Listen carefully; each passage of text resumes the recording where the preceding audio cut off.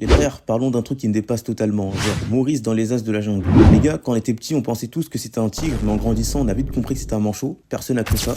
Genre, le mec, il s'est réveillé un matin, il s'est dit, vas-y, tu sais quoi, maintenant, je suis un tigre. Et du coup, il s'est peint des rayures sur le ventre et se met à rougir en pensant que ça allait passer crème. Mais le truc le plus choquant dans cette histoire, c'est que personne dans la jungle ne dit rien. Genre, tout le monde est là, tranquille, genre, c'est normal de croiser le matin un tigre en forme de manchot dans la jungle. Et comme si ça suffisait pas, il a vu que ça marchait bien, il a poussé son délire encore plus loin. Il s'est dit, vas-y, un tigre manchot, c'est déjà stylé, mais là, il me faut un fils. Et là, au lieu de raisonner dans la logique et d'avoir un bébé tigre ou bien un bébé manchot, non, il a pris un truc, genre un truc rien à voir. Il a adopté un poisson dans un bocal, genre en mode il l'a peint, il s'est dit, ouais, là, ça passe crème.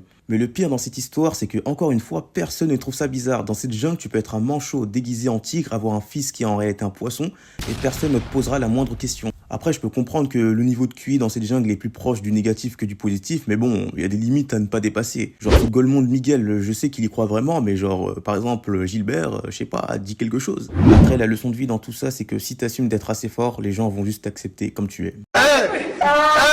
Il a mis les baskets à peler.